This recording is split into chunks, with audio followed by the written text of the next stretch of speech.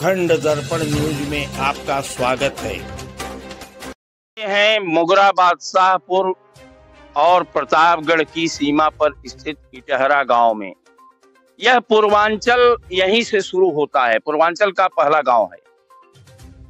वैद्य शीतला प्रसाद की बगिया में हम खड़े हैं, आंवला की बगिया है। आज हम वैद्य जी से आंवला का गुण दोष भी जानेंगे। आंवला हमारे लिए अमृत है, अमृत फल कहा जाता है। इसका आध्यात्मिक भी, हमारे आध्यात्म में आंवले को बहुत महत्व दिया गया है।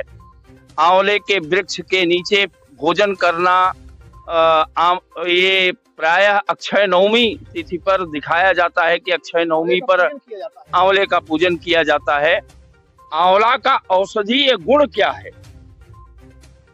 वास्तव में आप तो बहुत धन्यवाद के पात्र हैं कि इस आंवले के अवसर पर, क्योंकि आंवले का सीजन चल रहा है, इस अवसर पर सामान्य जनता को, सामान्य लोगों को यह बताने का प्रयास किया है कि आंवला हमारे जीवन में कितना उपयोगी फल है। वास्तव में संसार में पाए जाने वाले जितने फल हैं, सबसे अधिक विटामिन सी इस आंवले में पाई जाती है।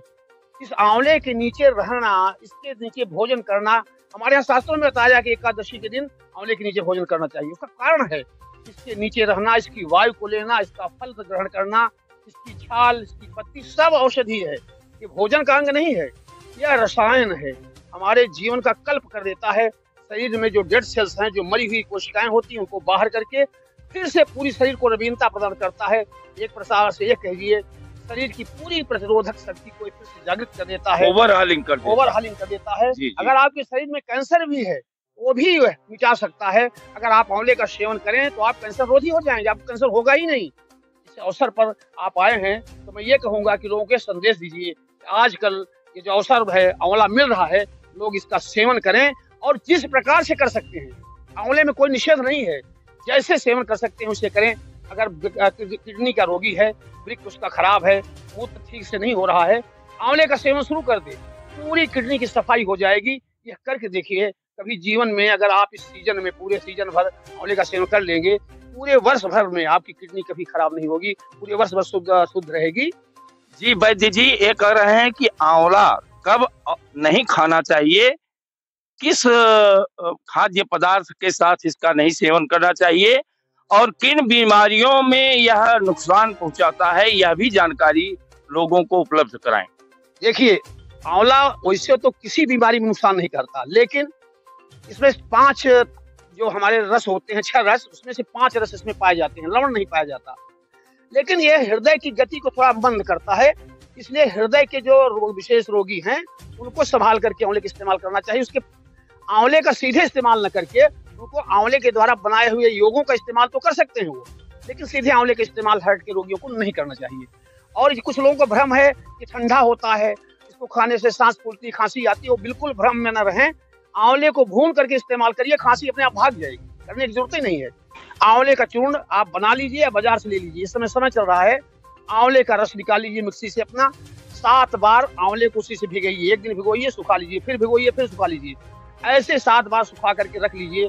आंवले का अमृत रसायन कहा जाता है इसको। आपके घर में तैयार हो गया, 1 किलो बनाकर रख लीजिए। आपको अगर किसी प्रकार की गर्मी, पित्त की गर्मी है, पेट में गर्मी है, आप इसमें थोड़ा सा शक्कर और शहद मिला के लेते रहिए, पूरे वर्ष भर आप एकदम स्वस्थ बने रहेंगे। उसी आंवले के चूर्ण में अश्वगंध का चूर्ण मिला लीजिए। आप अश्वगंध के चूर्ण के साथ इसको घी और शक्कर के साथ मिला करके खाइए, पूरी शरीर की नवीनता आपके शरीर में प्राप्त हो जाएगी। आंवले का चूर्ण ले लीजिए आप, और उसमें जैसे 100 ग्राम चूर्ण है, उसमें 50 ग्राम सोडा, मीठा सोडा मिला लीजिए। और इस समय डेंगू चल रहा है, मैं आप दावे से कह रहा हूँ कि आप इस मिक्सचर को आप मिक्सी में या किसी में खूब घोट लीजिए, अच्छी तरीके से मिला लीजिए। आंवले की चूर्ण और सोडा को, मीठा सोडा जो खाया जाता है, खूब घोट लीजिए। 3-3 ग्राम की मात्रा में सुबह, दोपहर, शाम गर्म जल से या सौंफ की चाय के साथ लीजिए। निश्चित रूप से डेंगू से होने वाले उपद्रवों से आप बच जाएंगे। आपके अंदर जो प्लेटलेट्स की कमी होती है, आपके अंदर जो दाह पैदा होता है, गर्मी पैदा होती है अंग्रेजी दवाओं से, वैसे अंग्रेजी में कोई दवा भी नहीं डेंगू की, आप पैरासीटामोल ले सकते हैं। लेकिन इसके साथ आप महासुदर्शन का चूर्ण, गिलोय का काढ़ा और आंवला और सोडे का चूर्ण लीजिए। मैं कहता हूं कि गवर्नमेंट को तो इसको ऐसे ही बता देना, बांटना चाहिए, प्रचार करना चाहिए। डेंगू पर नियंत्रण हो जाएगा। डेंगू के जितने मरीज हैं वो बिना किसी निरापद होकर के बिल्कुल ठीक हो जाएंगे, उनको किसी प्रकार की परेशानी नहीं होगी। यह अनुभव की बात है, करके आप देखिए। धन्यवाद, धन्यवाद वैद्य जी। अखंड दर्पण न्यूज की ओर से आपको बहुत बहुत धन्यवाद। देश प्रदेश पूर्वांचल अवध की प्रमुख खबरों के लिए अखंड दर्पण न्यूज को लाइक व सब्सक्राइब करें। धन्यवाद।